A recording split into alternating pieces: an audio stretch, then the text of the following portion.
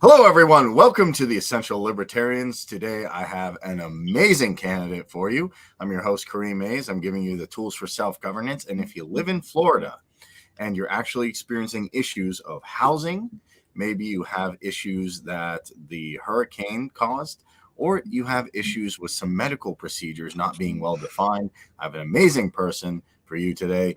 We have Hector Roos for Florida. And you might not know this, but there's a lot of stuff on DeSantis you want to consider. And for that, we have Daniel Betro, my awesome co-host, and Jeremiah Harding from Insanity is Free, Jeremiah Talks, and Agorist Nexus. So, guys, I want to start this off by kind of getting into the flow of things. A lot of people would say that, well, DeSantis is unbeatable and that he's doing everything right and that he was perfect on lockdowns. And why run someone against him when he's doing just so well? That's the argument we hear a lot on the mainstream media. I don't find that argument to be true, mainly because he wasted tax dollars to do the Martha's Vineyard thing. He also supports red flag laws. Correct me if I'm wrong at any point. And he hasn't taken a law on the books that says authorities can sticky pokey you without consent. On top of that, he didn't pardon someone who is on death row. If that doesn't get worse, it's also hard to live there with costs rising. And there's some concerning things in a lot of his speeches where he'll say and do one thing to sound cool, but then he'll work with another organization or he'll work with somebody else behind the scenes.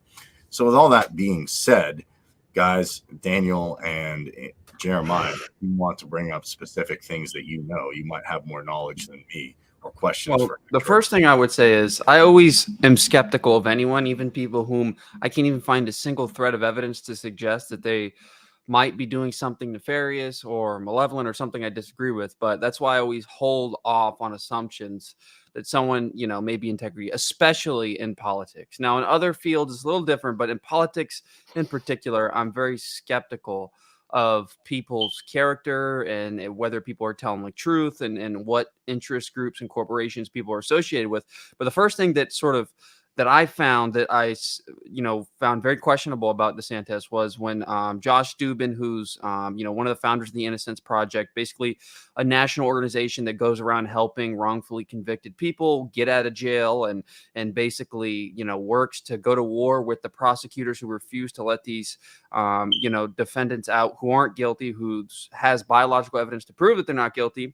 And there was such a case in Florida where there was a defendant that had been on death row for over 15 years.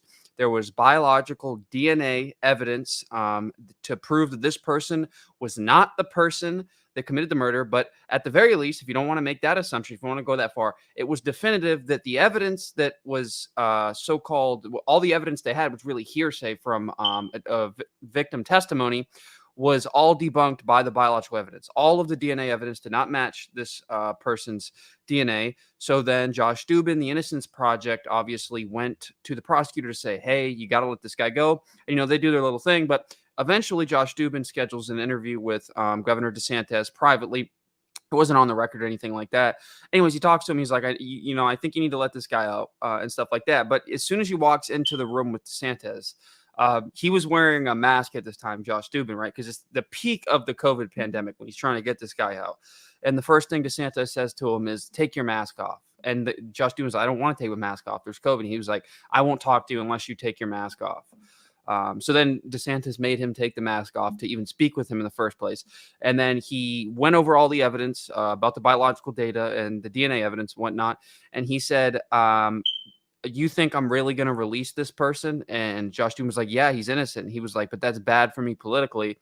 And he never released him. And he never obviously signed off on the pardon, which he could have overrided everything and got this person out. And he decided not to, mainly because of ideology, mainly because of a lot of things. Who knows all of DeSantis, underlying fundamental motivations. The point is he didn't do it. And a lot of what he does from a policy standpoint, from a verbal standpoint, everything he says and does is almost always guided by ideology. And sometimes ideology might match with your fundamental morality and your fundamental principles. But that doesn't mean that that's morality. It just means like at that given moment, whatever's good politically, ideologically, that fits within the confines of that particular narrative, that just might be coincidentally aligned with your values. But that doesn't mean, DeSantis actually has morality. He's been good on a few things, I'll admit that, but very bad on a lot of other things that, quite frankly, it seems as though conservatives either aren't seeing or are choosing to not see, willful They just ignorance. don't give I'm a not fuck. sure. Yeah, like, I mean, if they cared about any of this shit, if they cared about like freedom or liberty or jack fucking shit else, they would be supporting an end to red flag laws. They would be supporting an end to fucking Florida's draconian like open carry legislation or their concealed carry bullshit. Like, Hector's gonna go over some of this stuff. They would be opposed to the guy overfunding cops, because cops have more power these days than redcoats did at the founding. So, like, the founders would have had a problem with DeSantis, and that says more about Republicans than anything else. Hey, I want to share this article. I'll share it in the chat. This is a good article that talking about, because it was written before 2020. 1 second. By the way, go ahead. I'm actually kind of curious about what Daniel, Daniel means by ideology, right? Because the only ideology I recognize from Republicans that are in power in Florida is just the pure exercise of political power. So I would agree that there's obviously there's ideas driving the mindset of Ron DeSantis, but that is exactly what does it do? What does it do for my career? For the next step in my it's evolution. Less ideology, and it's more just like pure opportunism and fucking like it's one grift after another is what it is. Like, it's not I actually care about any of this stuff. It's not like I've got a framework and a foundation of my ideology. Is this good for me? Is this gonna help? Am I gonna get good numbers? I'll fucking glad hand and wear the denim. I don't like denim. I've never worked a day in my life, but I'm a Republican. So yeah, Daniel, I think ideology is speaking that he's guided probably by a lot of what the media says, maybe even some neoconservative stuff, because he does seem to do that. But yeah, I would say largely a lot of Republicans, not just in Florida, are guided by here's what's popular, here's what's not, here's what's on the media, here's what's not. So that's what they do. But who they are is a fundamentally different thing than what they're actually showing. And of course, some of these Republicans support Ukraine, so they're guided by the beauty of our weapons. Yeah, they're guided by military-industrial complex checks. I wanted to share this. Oh, cool. And I saw Florida the government. What is this? So I read this to read about what's going on in the medical world. Yeah, I just linked that article, by the way. It's really good. It talks about how he supported the red flag laws. Anyways, go ahead. I got red flag laws. Also, he's pro a medical procedure as well. So there's a lot to talk about. Yeah, share that link too in the chat. Yeah, I'm going to share these links as well. So Hector, is kind of the floor is yours. Right. And I'll give you guys the thing. I just gathered all the information, but I'm really, really excited to get into this. He had a question for you, Daniel, about yes. Yeah, what did you mean by what's got the ideology that's guiding Ron DeSantis? Well, I think of course. I see what you're saying. Yeah, good point. But as far as his ideology, what I'm saying is his underlying ideology. First of all, I don't know 100% what he truly believes because I don't know him personally, so I want to get that clear. But from what I can tell, from what I can see in videos and in writings, what other people, Josh Dubin included, that he cares mainly about obviously political gain. So that's the first one. So, obviously elevating himself in his political career, getting certain money, getting certain funding. And I think he has and again, I'm not saying this is 100% true, but I would say his ideology is approximating a neoconservative framework, pro-war, obviously, that's pretty self-evident in that, but also sort of anti-gun and very pro-institution. Like, his ideology seems to be what a lot of the conservatives in the 70s and 80s and still, again, to this day are. He's pro-institution, pro-government, pro-centralization, and that's underlying everything he does. But on top of that, that underlying ideology, call it the standard establishment ideology, if you will, whatever you want to call it, conservative, whatever name you want to throw to it. But also on top of that, he's trying to elevate his political stature. He's trying to move up the ranks. He wants to be the new golden boy of the Republican Party. He wants to be, Trump's right-hand man. And maybe one day, really, he wants to overtake Trump. He wants to be the next Trump. So this person is not motivated by morality. This is my point, not motivated by, what's right and what's wrong. Okay, I stand on these principles. First of all, he does have those underlying principles that he thinks institutions are good. He thinks government is good. So obviously his actions are going to coincide with them. But on top of that, he also wants to move up the political hierarchy to gain more power within the party. That's all I was trying to say. So do you think there's any limits to what he'll do to attain power? I don't think so. But most people who have an underlying ideology that they hold almost overwhelmingly more superior than morality or principles, which is the idea of an ideology. Doesn't mean that all ideologies are bad, but ideology in themselves can be very bad, whether they're from a moral point of view or not. My point is usually people who are that committed to a political ideology and belief system will stop at nothing to get to the point in which they want to get to, whether that's political power, whether that's the presidential, campaign, whatever his long-term goal is. I don't think he's unwilling to use any means nor method to achieve his power and gains, whether it be political, whether it be economical, whether it be cultural. I don't think he has any limits on what he'll do, but I think what he will do at any given moment is probably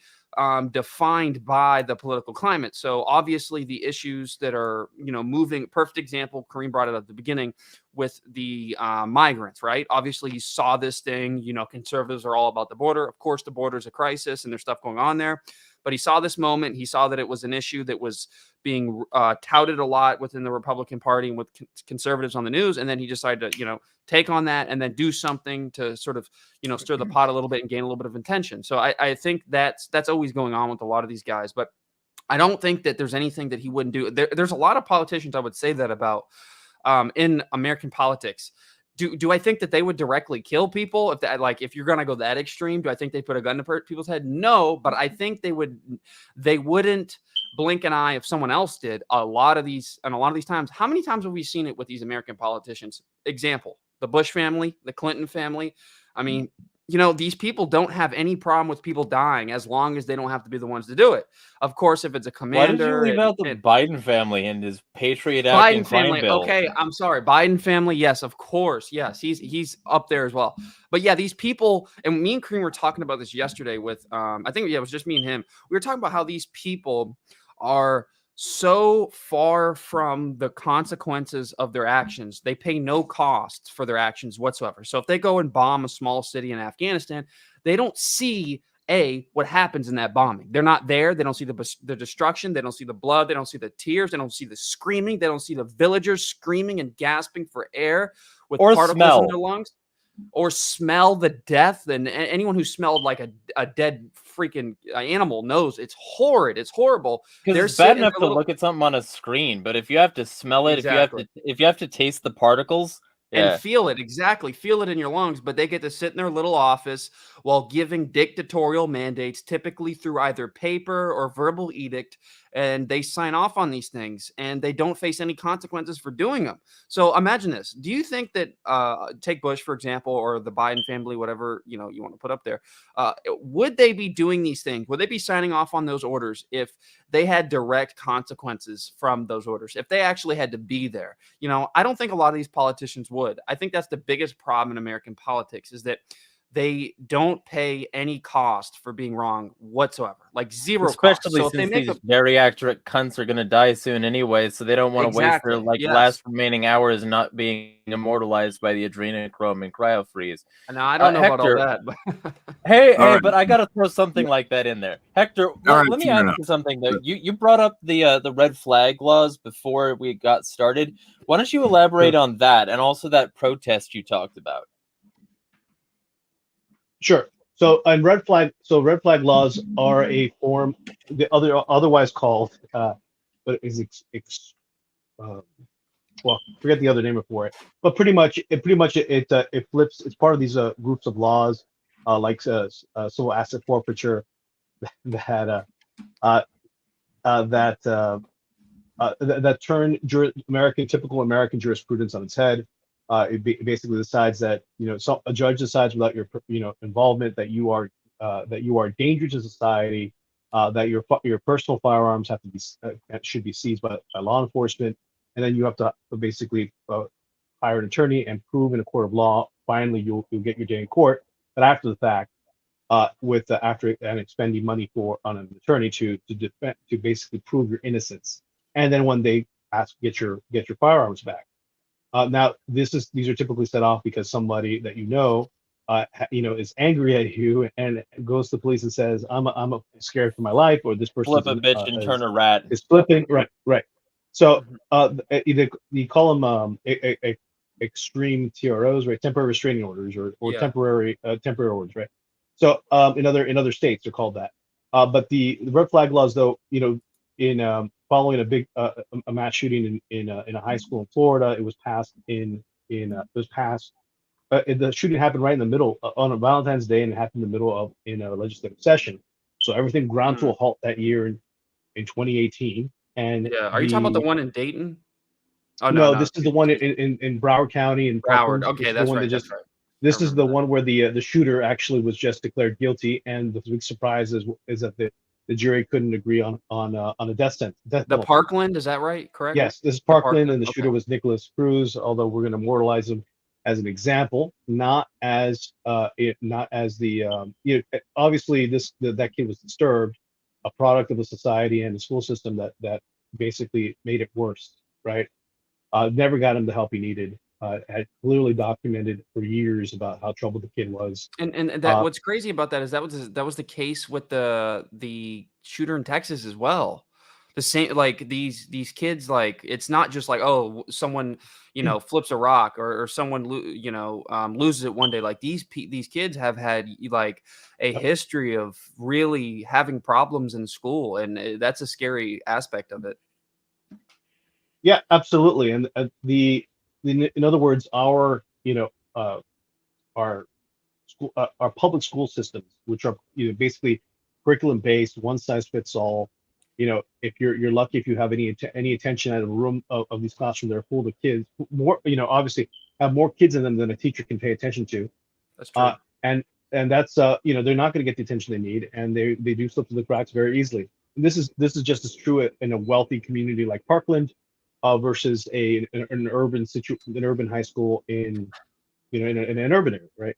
Yeah. So in other words, the reality comes down to is that going back to red flag laws, is that Mike Bloomberg came in with his PAC, spent a ton of money convincing or basically bribing legislative leaders to to tune of what, $50 million or something. Like how much would it really cost your legislature? And he helped Biden win Florida by $100,000. Wait, who are we talking about? I'm sorry, I missed the name.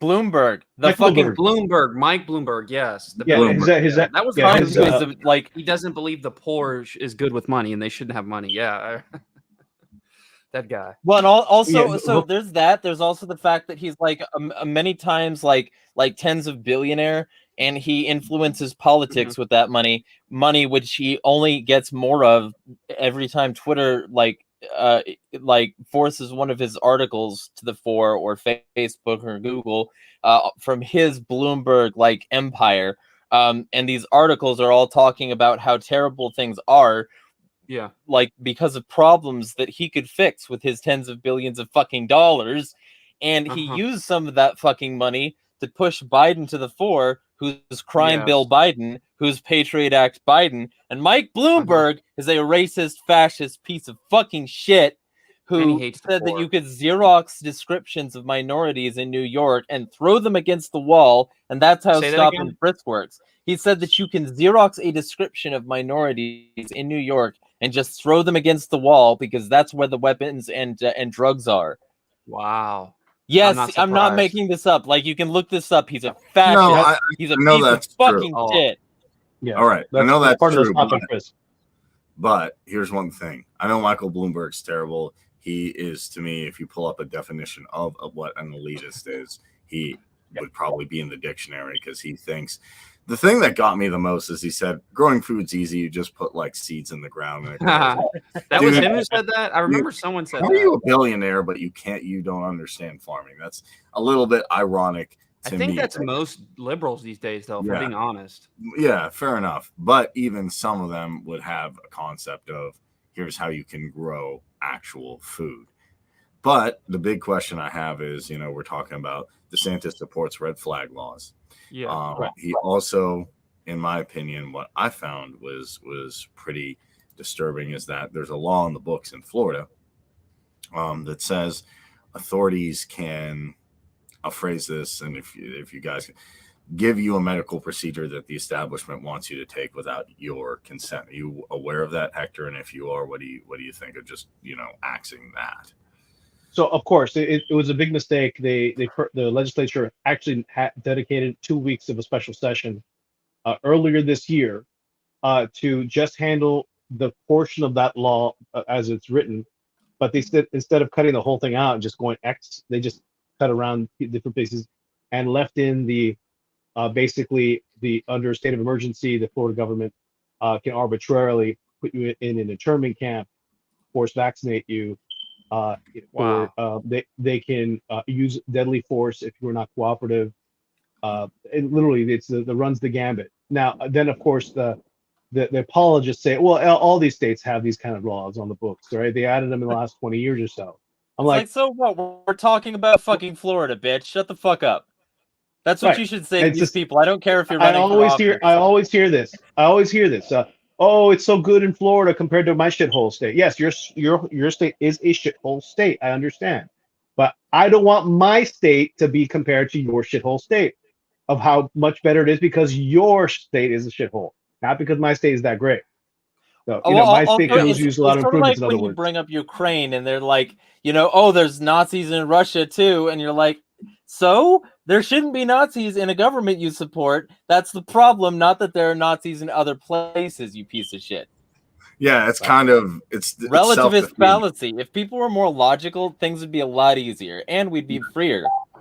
Yes. Now, well, that's the thing, though, and this is sorry, I didn't mean to interrupt, but that's the thing that we were talking about earlier is that when people are extremely, I'd use the word possessed by a particular ideology that has a rigid and very narrow confine, of what you can say and what you can believe and what's right and what's wrong, people begin to be very illogical. There can't be logic that exists within that narrow, rigid framework that is the modern sort of leftist ideology. I don't even know what you'd call it at this point, but in my point, it's just utter authoritarianism. It's all state capitalism. Mike Bloomberg is not a leftist. I know that, but okay, a question I meant to ask, that reminds me. So he's not only funding Democrats, he's funding Republicans as well. Yes. Right. Yes, and he's a massive fascist piece of shit. No, he's not funding, he's buying them. Yeah. So remember, like Open Secret says, like 93% of campaigns that get the most funding win. They're just selected. Right. It's all selection. It's not election. So one thing, let me tell you guys a secret. And Daniel, I'm going to get back to you on. I don't think you know the definition of ideology like you think you do, but the point is that the reason why none of us are being held down right now and forced vaccinated, forcing to fertilize other people, because our population's down, right? Or force in very strange ways that would be historically horrible. Is because people just wouldn't consent to it. They know there's a limit to what people would just put up with. Like the vaccine passports did not were not actually enforced. They were not really passed through most of the country outside of like New York. And even then it was hard to enforce in New York, and for the most part it's generally unenforceable when the population just doesn't follow along. So you need buy-in from a population for things that out of the norm. You need to build up to it. In other words, that's the. But guess what? In reverse, it's just as true. And what all the libertarian campaigns, all the podcasts, what we're doing here today is simply is putting on the ether. We will not comply. We will do not give you consent to this. Just because you pass a law does not say it is a good law or that it's lawful or that we're going to follow it. right? That's ends up being the point, right? New York State Supreme Court just argued that not all of them, of the city employees in New York City that were fired for not getting jabs, have to, yeah, that was a nice bug there, have to be given their jobs back and given back pay. But go ahead and chase it. Unfortunately, Okay. I got some moths, but I mean, that's the point of all the campaigns, all the podcasts, all this discussion, and frankly, I think and the point about ideology. Let me just get to that one, and I'll let you go, Daniel. Which is the simplest ideology out there is survivalism. So, in other Say that words, again, is what? Survivalism. Okay. People simply acting on their base nature to protect themselves, not have to worry about anything, push things off to the side, thinking that if it's out of sight, out of mind, they're protected because someone said they'll be okay if they just let them handle it. It's basic survivalism.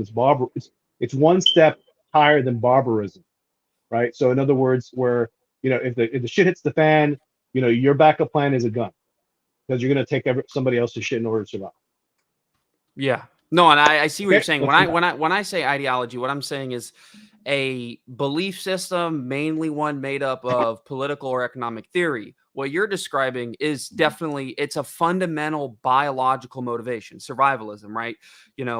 Fight or flight. That's something that's biologically ingrained to us. It's a fundamental human motivation in everyone, right? Everyone that's alive, that is, of course, and that drives everyone. So yes, of course, that plays a fundamental part in politics and culture and everything that we're talking about, essentially. And when you take away people's fundamental basic rights, when you slowly, incrementally take away people's rights in a manner which they may not notice at first, and maybe they fight for a little bit and then you give them back, and then you slowly just take and take and take again, then those people are eventually going to be put in that fight or flight mode when they get down to their, when they don't have any ownership of property, when they own nothing, like we're getting now. I mean, think about, we all like to complain about how bad millennials are and Gen Zs are and all that stuff, but they don't own it. They don't own anything. And they're very, compared to other generations, they're very poor. And this wealth, as it's sort of been defined generationally, and the amount of it and exactly how that wealth is classified is changing. Like, things are changing from owning houses and owning properties. I mean, just look at the WEF's agenda. They don't want you to own houses. They don't want you to own property. They want you to rent everything you get from them. And I think one of the best examples of this that you can see actively, if you just take a look at the news, is BlackRock, right? They're an organization that are buying up not just like real estate, like commercial properties. They're buying up just regular, homeowner houses by the dozens. They're buying them up double, triple, the listing price, because they're trying to own all this property. So then them and their political elites, by the way, who BlackRock is a major funder of campaigns, both on the left and on the right, including mega corporations and all that sort of thing with their index fund. Including Dan Crenshaw. And who's the other person there? There was someone else there, the other conservative guy. But anyways, yeah, they fund a lot of politicians. And there's a lot of these people who are in politics, who are in culture, who are the heads of corporations, like you said. And they're all sort of working together so they can maintain more hegemony, to use a sort of Marxist term that gets used a lot. But they're trying to maintain their hegemony, and they're trying to do it so they can maintain their control. And call them the poor, call them the working class, call them the proletariat. I really don't care how you want to call them. Normal, everyday people that aren't billionaires, that aren't, Bloombergs, don't have the ability to pose a threat to their hegemony. And I think that's what the ultimate goal is. And now, I don't think they're all colluding together. Like, I don't think BlackRock's necessarily talking to. Listen, here's what I'm saying. I don't think it's not ever happening, but I don't think it's it's always happening. I just think their interests are aligned a lot of the times, and they work in tandem together because all of them share one thing in common, like that fundamental motivation. Their fundamental motivation is to maintain hegemony and power. Now, some of them do collude, some of them do talk, some of them do fund each other, and work with.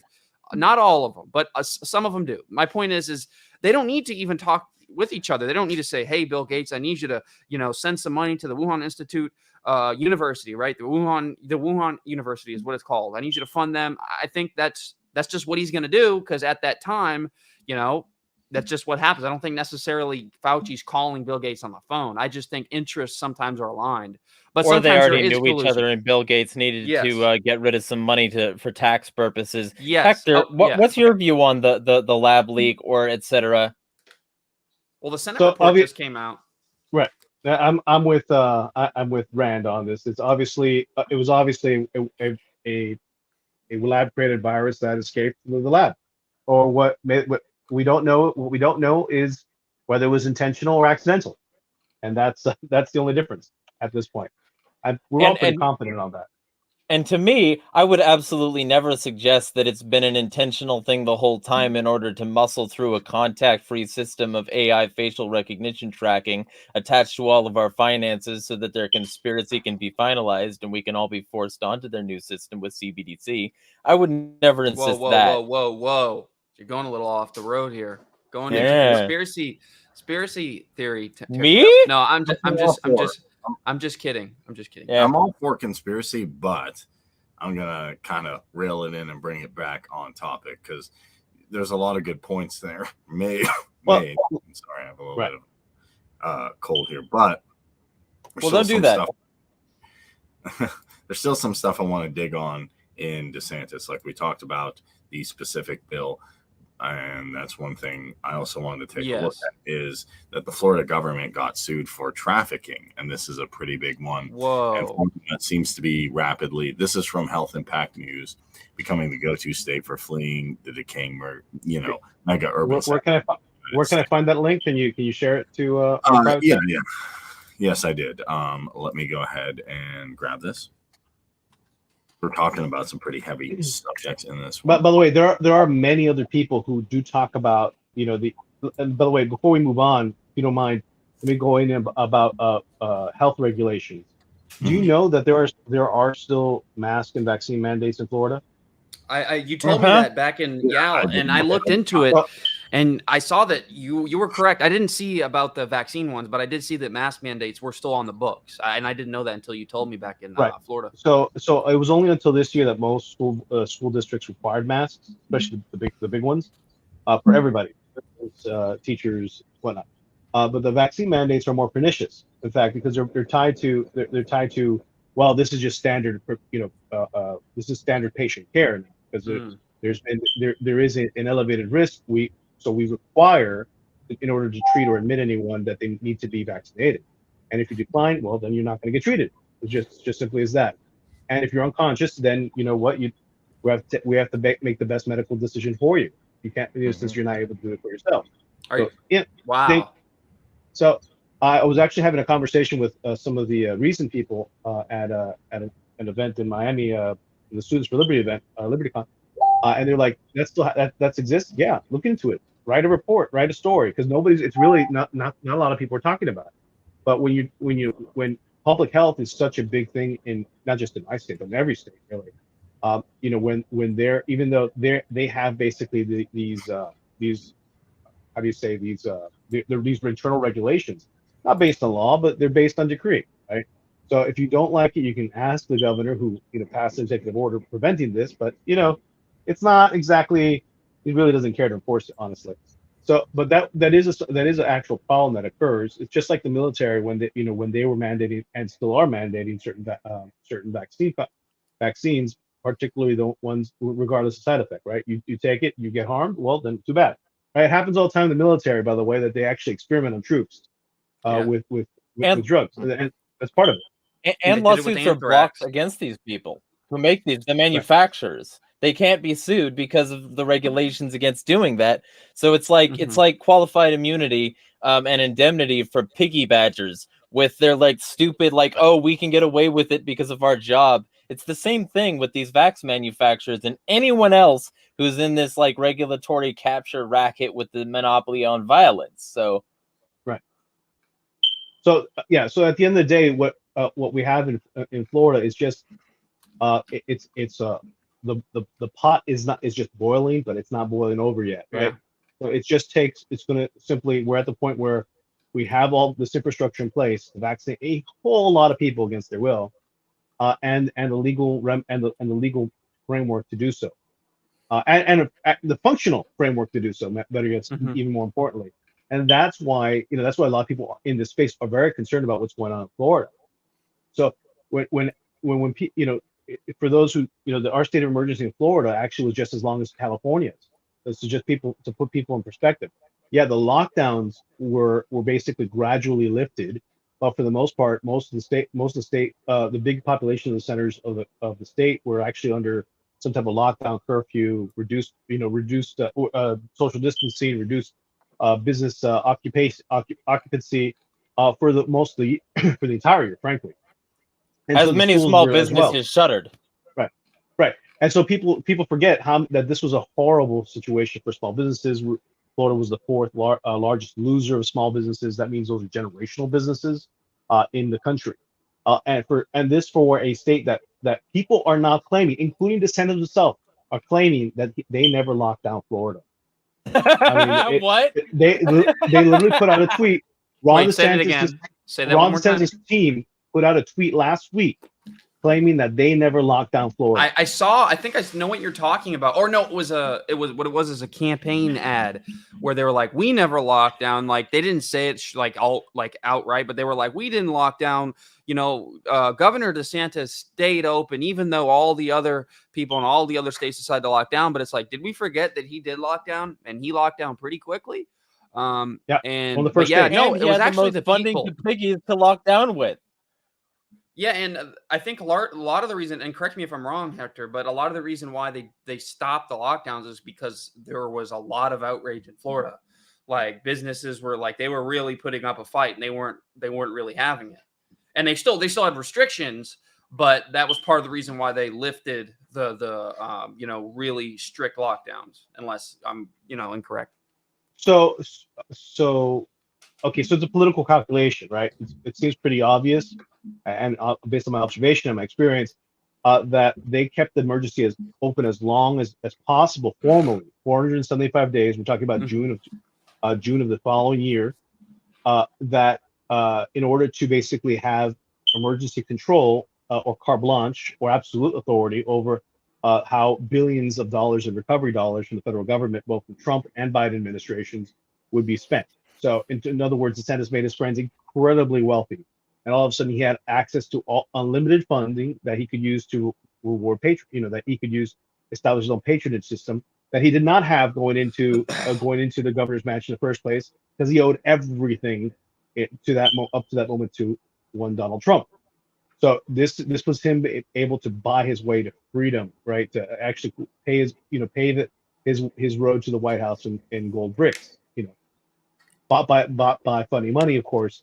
But that's the reality. So again, 2 weeks later, a week or 2 weeks after I think it was the following week after the expiration of the emergency order, California opens up 100%. They don't bother to do gradual like Florida. They're just done with it. Isn't it so fucking funny that California was ahead? So when did this? When are we talking about here? What's the timeline here? Because I know June of 2021. Okay. Now keep in mind when we're now in 2022. At the end of let's do some timeline. So at the end of 2021, we're all reading these headline stories about the Department of Justice and the FBI calling parents in Florida as well as Pennsylvania, by the way, that are protesting reopening of schools and unmasking domestic terrorists. Right? I remember that. They kind of throw this domestic terrorist claim out quite a bit. But yeah, that also included Florida. But yeah, but you're going to tell me that Pennsylvania is not, and school boards aren't controlled by. Oh yeah, they are. Yeah, that's what I'm saying. But listen, it's at the end of the day, this was the greatest example of uniparty cooperation I've ever seen in my life. And I've seen wars. This was greater cooperation than even the wars. Think about that for a second. I mean, maybe some of you don't really remember the debates leading up to 2003 invasion of Iraq, but there was pretty much lockstep with very few opposition. This was almost no opposition. In the media, there was nobody in the media saying we should do the opposite. And I think it speaks volumes about the consolidation of the public debate. really that there isn't any. These platforms of public debate. Obviously, we saw anybody even talking about in opposition was frozen out of their social media accounts. But that's really where we live today. And frankly, I'm in the conclusion that again, Dan, you were saying about DeSantis' ideology. The conclusion out of all of this is that DeSantis chose to not lock down as severely as the other states because he disagreed with the science, not because he disagreed with the premise of lockdown. So that's the worrisome part. So he will initiate as much authoritarianism as possible if he agrees with the reasons for it. To hell with the law, to hell with the reasons, just an exercise of power. Or if it would just make him look good. Yeah, basically, that's what gets us. But all authoritarians like to look good. He's a Mussolini in that sense, right? So, but that's the point, right? And that's what gets us to all these stories down the road, like the immigration flights or these immigrant relocation flights out of Texas, or the fact that the abandonment of average issues in Florida because he's just so committed to preparing to run for the White House and campaigning across the country, not and simply trying to look for ways to gin up controversy for the political cultural. Let me just bring something up with that real quick because I gotta say this. It's fucking hilarious that anybody thought that was a good idea, like except the people who are using it for political opportunism. Because what does that say? It says, from the perspective of people who think elections work, what does that say? I'm going to say all of these blue states, all of these states that I think are controlled by Democrats and immigrants, I'm going to say that those states need more of that. I'm going to help them keep ossified that level of control and keep that control coming because I'm going to insist that immigrants vote blue and I'm going to send them to blue areas to keep them blue instead of letting them stay here where the areas are at least a little red. That makes so much sense. I'm smart. Well, politicians don't think about that rationally. He also doesn't think that, hey, once the blue areas keep getting more blue, people leave, they'll come take those values with them, vote that way, and then Texas will turn purple, things will turn purple, and it won't work for them. And that's the exact issue. That's why when people are saying a red wave, all this stuff, I'm like, what will happen really is, yeah, some seats will turn over. They'll do the same thing. People get frustrated. In a few years, they'll vote, oh, we'll get a blue wave. Oh, how come this isn't working? The only way to stop this cycle is to actually elect someone new to do something. That red wave just mean bitches be menstruating. Okay, so I remembered something while we were speaking, and I'm going to pull it up real quick. Share my screen. Because I don't know why it just came to me talking about DeSantis, but I remember seeing this. Okay, so just for the record, even though Jeremy is an agorist, I think it does help to get the LP out there to at least get the message. So. Yes, sure. And by the way, I tweeted this out on my Twitter, so you got potentially thousands of people coming to see your account, Hector. So, cool.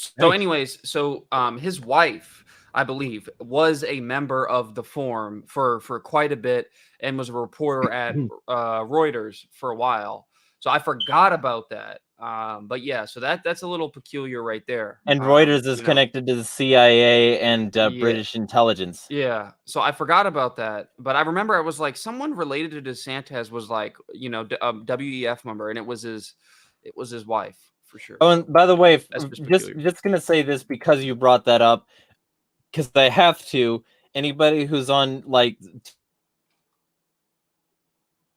Team Tulsi Simp, anyone who's on Team Tulsi Simp boat now because she said, "Ooh, I'm leaving the Democrats," and it gave them a chance to like let that out of their cunts.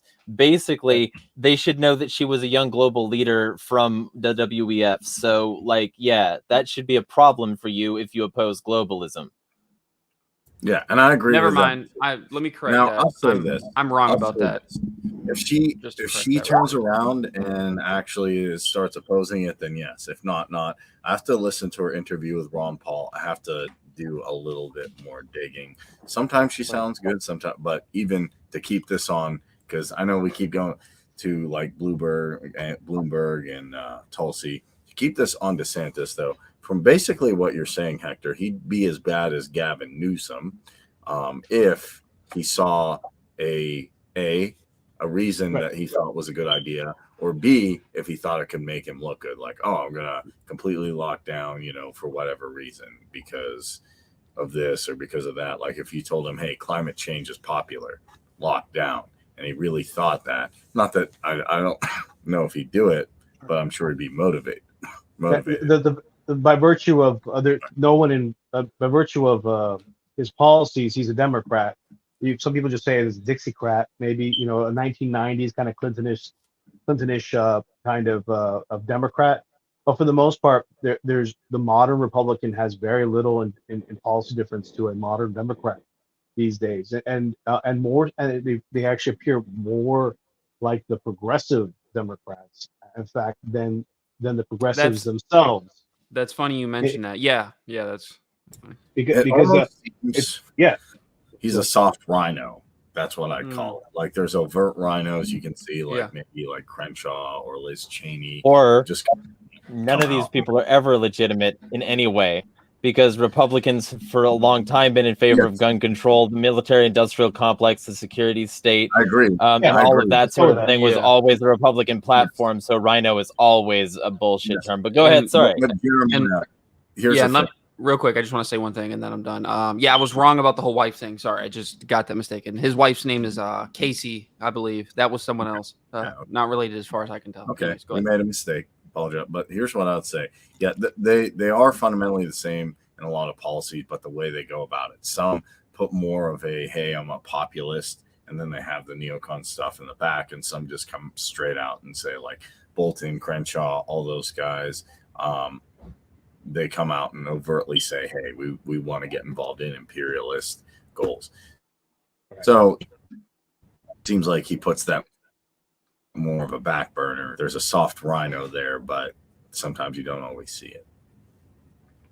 Well, he's also sort of been riding the wave of the culture war for a long time now and sort of taking stances on these culture war issues, especially as it regards to transgenderism and gender ideology and just that whole domain. And one of the things that he did, and this is, I'd say, some of the people that support him, again, most of the people I've talked to as far as conservatives or libertarian leaning people who support him don't know a lot of the stuff that we're talking about. They just don't. And when I tell them, they're a little shocked. So most of the people that I know that are like supporting him don't know this stuff. So this stuff needs to really get out there. And that's one thing, Hector, that's good is like, hopefully when you do this race, forget it, winning or losing, but you'll get this information out there. Sure. So at least the good people who do care and don't like neocons, because I know people who don't like neocons and they don't understand that this guy is not that much different from them. You called him a soft neocon, Kareem. I think that was pretty accurate. No. I think there's nothing soft about his neocon saying no. He's an open Zionist. I mean, he doesn't get much. What? Zionist. Okay. Right. This is the guy who can do whatever. Yeah. Right. So there was I forgot about that. Yeah, it's very strong. He took the cabinet over to Tel Aviv and did a whole cabinet meeting over there in Junket with hundreds of people in his entourage. It was like his first opening salvo as, hey, I want to put my name out there in the culture, right? Keep in mind, everything you're saying about the culture war, I cannot remember one instance of any of it before the lockdown. Yes, at all. Me either. Not me either. one. And This is of a guy course, who just like turned. And of course, like the whole culture war thing, like I have to bring this up again, Kareem, but basically there's a lot of people who like they don't care about any of the shit we've been bringing up as long as he's opposed to trans people or like fights their particular aspect of the culture war. As long as they can be bigots, they will support whoever lets them be stupid piece of shit bigots. Yeah, I just gotta say, just owning the libs. They like the tit for tat. People like They're looking for heroes, and they want to see somebody with power exercise, lead by that example. And that's really what Literally what they the did. demand I is. mean, Well, literally, when people were talking to me about Trump, they're like, "Isn't it funny he made fun of CNN?" I'm like, "I guess, yeah, it is. that's on your hierarchy. I don't of value. fucking care if they funny. do. Yeah, It's exactly. funny. Okay, that's funny, but you know what? Printing however many trillion he did with the CARES Act, I forget, just an astronomical number. That's 9 trillion in 1 year. That's all. 9 trillion in 1 year. 9 Funding trillion. the FBI, all that stuff. Okay, fine. Making fun of the MSM's funny. Making fun of some corporate neoliberals, if that's what you want to call them, is fine. Whatever. But that doesn't actually help people's livelihood. That doesn't make people's lives better. It doesn't even help sometimes with entertainment, because if I'm behind on my bills, I don't care that you made fun of Megyn Kelly. Like, okay, you made fun of Megyn Kelly. Great. I'm still $100,000 in debt. What am I going to do? Inflation is still high. Okay. Here's what you do if you want to get somebody like me to at least have a piqued interest. You go after those cunts at Morning Joe, and like fucking Scarborough being the son of a fucking Lockheed Martin guy, and fucking Brzezinski being the daughter of Zbigniew Brzezinski, who was responsible for Operation Cyclone and every disastrous policy in the Middle East that followed. You go after them, maybe I'll at least hear what you're saying. Fair enough. But what I would say is this, like Shannon brought up, like housing costs, living costs are insane.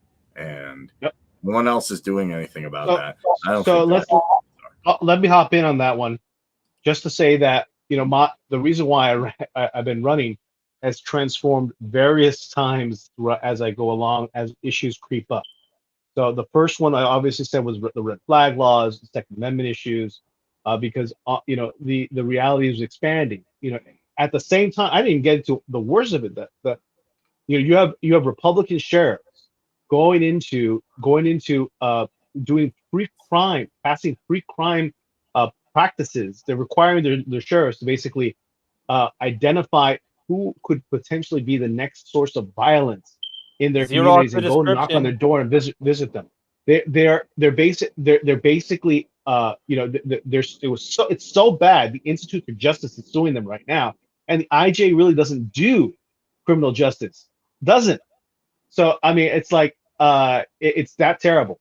Now on the other side of that, what changed immediately is what Sharon said.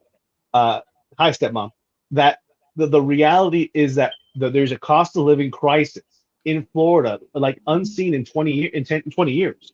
And what I mean by that is the you have a property insurance. Basically, the entire private property insurance market collapsed. It's been collapsed, been usurped by a public monopoly, which also is has under insured the entire real estate market, residential real estate market, and basically we just needed one hurricane to come to basically destroy any ability to finance recovery in a short period of time. We got hit by a hurricane. Mm-hmm. Second, out of that, then because of inflation, our property taxes are tied to property values. It went up with the inflation crisis. We're talking about people getting 20% additional costs for the property tax alone. And by the way, when I'm talking about in the property insurance market, let's talk dollars. So we went from people being no longer available to find cost-effective solutions to insurance to be obliged, mandated even, to buying an extra $4,000 or $5,000 a year in property insurance. Now, if you're on fixed income, if you're not just a high wage earner, and I mean, at that point, just that alone would make you decide whether home ownership is a good thing or not, or push you into foreclosure. Property insurance, the same thing. Property taxes, the same thing. And then the number one killer for everybody, especially if you did not have a mortgage, energy costs went crazy in Florida. 200%, 400%. On 1 month, the chairman of the Libertarian Party of Florida, Stephen Akela, basically he got a bill for 600% more than the month before. 600%. So he was like $850, something like that in their area. $850 for like a 1,100 square foot home. Like that's it. I mean, like you're basically asking people to drastically changed their outlook on life. Aren't you glad that he kind of sent cost all of those living people crisis. over to like fucking Martha's Vineyard though, instead of spending that money on his people? You know, Yeah, isn't exactly. that so much better? I'm going to get to that in a moment. So because that's the third phase, immigration. So the imagine, so here's the immigration is actually one of the solutions for a lot of these cost of living issues. Who would have thought, right?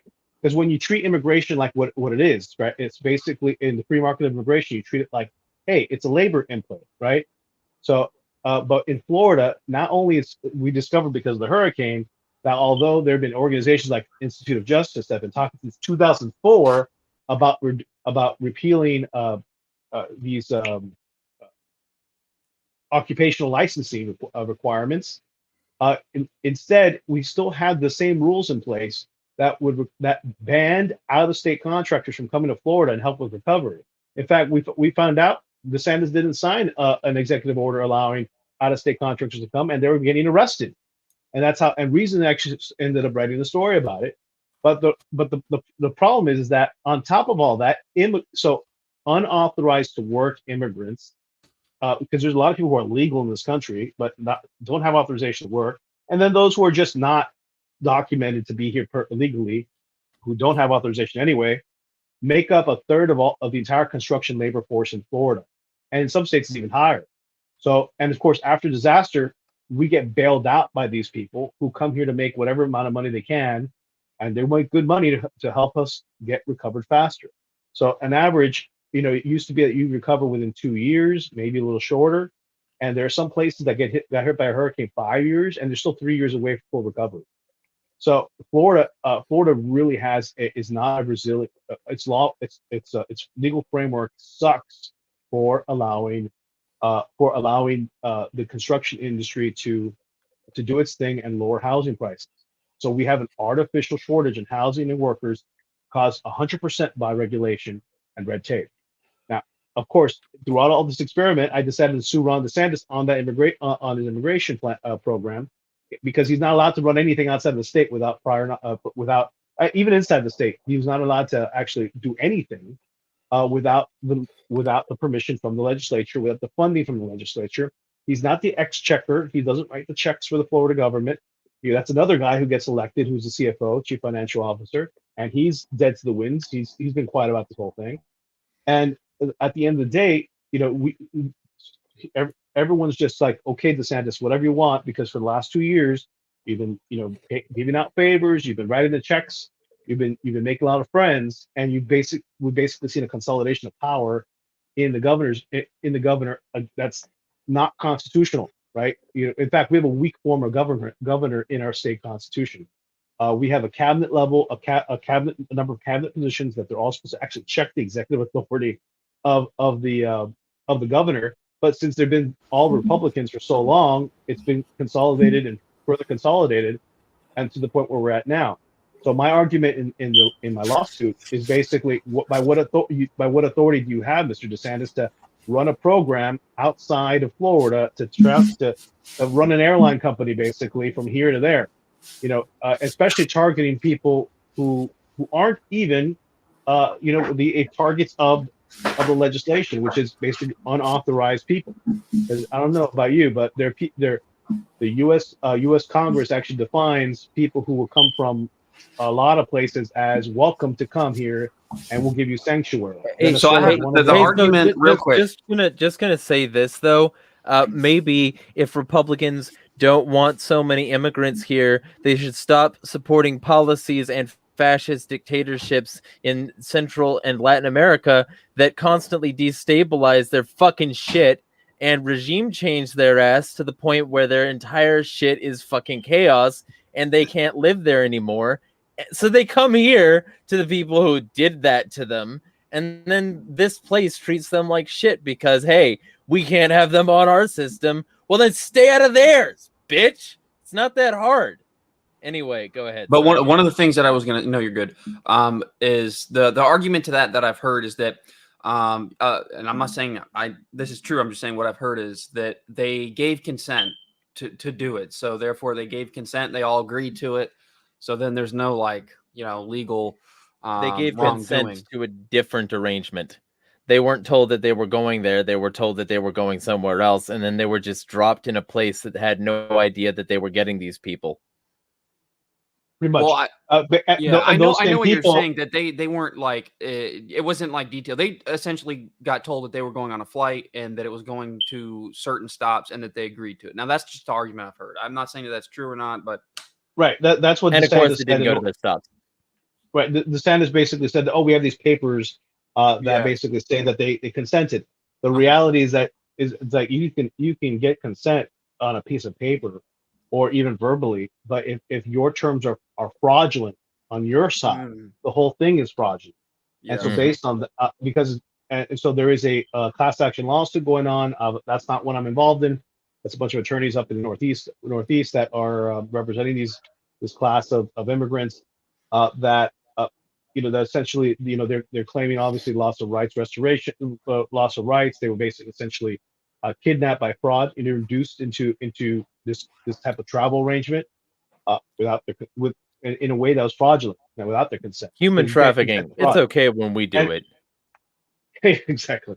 So I mean, it's the most horrible expression of to the extent of what he'll do. It's an interesting sign of what he'd do if he was president, right? But I've already seen it because firsthand, because of the cost of living crisis. Some of it could have just been managed by executive order. Some of it should have been managed by another special legislative session that he basically chickened out on not calling. And ultimately, he's the best example of someone of the classic politician who doesn't want to do any risks in the course of his own duties, or do anything in the course of his own duties, and just simply focus on accolades, receiving as much accolade and praise as possible, and just casting and playing this game of kick the can down the road or blame the opposition. But this is what draining the swamp is. You're just not patriotic enough. Well, he was a swamp creature. Don't forget, he was a swamp creature. He was a swamp creature? Yeah. Creature. He served 8 years in DC maybe 6 years in DC as a member of Congress. He his best score was like a C+ on like these constitutional scores. I mean, this guy was not like he wasn't really much of a rock star at all. He was pretty much broke. And his claim to fame up before being in Congress was that he was basically the legal liaison officer to like Delta Force and other special operators in Iraq in the heat of in some of the worst, basically in the Fallujah / campaigns to put down the Ba'athist revolts that were happening, or tribal revolts that were happening in 605. So that's what his role was in military. So he wasn't even like on the ground or anything like that. No, he was in theater. So whether he was, he was considered an attaché, doesn't mean he was actually on their missions. But who knows if that was true? Because ultimately the other point was that he actually operated as part of the military tribunals handling enemy combatants in Guantanamo Bay, right? So he was part of basically he consented to being part of a torture camp, for lack of a better way of describing it. So this is someone that has expressed from the very beginning of his career that this is the course of this kind of lifestyle and kind of moral let's say set-asides that he'd be willing to take in order to achieve to reach a certain station in life. And if anyone reads any biography on Sanders, it's pretty clear that he grew without a lot. He grew up with not a lot, and he never had much. The expression "pot to piston" would be generous, right? So, thanks. By the way, Kareem, I can't see that article in the private chat. Yeah, I'm doing that now. But it seems to me it's a typical statist thing that you do anything. But the difference is not all of them can be the Bushes, who are born from billionaire families, right? Billionaire families off Nazi money, by the way. Just gonna say that Nazi and CIA money because of the Prescott Bush thing with Union Banking Corporation and also ThyssenKrupp. Sure. the point is that this is someone who basically this is the classic reason why someone without fund resources of their own really shouldn't be trusted with power, right? Because they'll sell it, they'll sell their access, and they'll sell exchanges of power for money. Daniel, you look a little quiet. No, I'm letting you talk. I'm listening to you. But I do have a question for you about all this stuff. So if you were to narrow it down, what do you think is like the number one reason why you shouldn't vote for DeSantis or why he's bad? Like just one issue overall that you think that tops them all. He's not interested in doing the job at all. So if he wins re-election, he'll serve out 2 years and then go run for the White House. Actually, in fact, after he wins, he'll just continue running for White House and continue to ignore the state and state policies. He'd be rewarded for his to his already current bad behavior. So I don't see any benefit to Floridians to electing him again, or just based on that, just based on their own personal welfare. Well, the benefit to clearly. voting him again is obviously to say that you did it on social media so that you can get likes and shares from the MAGA crowd. The MAGA crowd does not really like Ron DeSantis. Some of them, yeah. Some of them don't. It's the ones who know what he's doing. Right. It's the ones who know the stuff that Hector's talking about. Those ones don't like him. But a lot of people believe that he's a good person because of all these misrepresentations. And I would honestly say a lot of it has to do with the media. Like there's this sort of paradoxical thing that occurs where the media will come after someone so hard and so aggressively, and they'll lie. They will lie, right? They lie about Trump all the time. So then everyone goes to the media and sees, oh, they're coming after this person, and then they see that, oh, this isn't true. Therefore, that person is just being attacked. Like it's this sort of paradox where they always criticize Trump for the things that he's not actually doing wrong. They never criticize him for the drone striking in Syria. They never criticize him for the printing of money. They never criticize him for a lot of things. They criticize him for like a fake Russian, scandal and all that stuff. So then, a lot of conservatives look, oh, they're attacking him. He must be one of me. They're coming after him. Therefore, he must be, anti-establishment, and he must be, on the good side. And I think that's what happens a lot of times. And then all the stuff that's happening in Florida, I think a lot of Floridians know, but that stuff's not really being blown out on a national scale. No one's really talking about the bad of DeSantis. It's all the good because, again, a lot of it has to do with the lockdowns. It's like I don't know where it originally came from. He cut the lockdowns, right, obviously, and then he got made into this pariah, into this almost godlike political figure where he ended the lockdowns and he saved Floridians and he saved their economy and sort of became the savior of Florida and touted as the last bastion of freedom as far as the protection of civil liberties in Florida. And then that became the narrative. And it wasn't debunked by the media. The media, because they're so terrible, because the corporate press has no integrity, they're not helping the issue. They're not going to show they're not going to criticize him for any of the real stuff that he's done. They're just going to throw sort of, punchlines and insults at him that most of the time aren't true. And then people on the right who are listening to alternative media are not really seeing what's going on in Florida and the stuff he's doing. But I think that because all they care about is trans people and immigrants. No, it's worse. The number one thing they care about is because they don't really care if they're profitable to a certain extent. They care that if they're influential, and because that's their value to their billionaire owners. At the end of the day, Daniel, I want to actually adjust what you're saying, because I want you to understand that what they did to Trump on the lead up to 2016 by pumping him up so much as literally we found out through WikiLeaks, right, that there was a coordination to try and pump up Trump because they thought he was going to lose in November, right? Yeah. But guess what? They're doing it again, and simply they're doing it to DeSantis. They pump him up as the enemy number one, and they're focusing. You think they're doing it on purpose? Absolutely. Really? And I know these from other sources as well. The reality it comes down to is that they're pumping him up, and they're pumping up a showdown between him and the California governor Newsom, right? So it's a script. They've all projected what's likely going to happen. They pushed the narrative of what that they want to see, or the outcome they want to see, and honestly, all throughout the way, the only reason why they're talking about insubstantial culture war issues that don't really affect most Americans, vast majority of Americans, by the way, is because their focus is on the influence they have over who's going to seat in those those seats of power. And Right? an easy way to sway influence among bigots is to appeal to their fucking biases.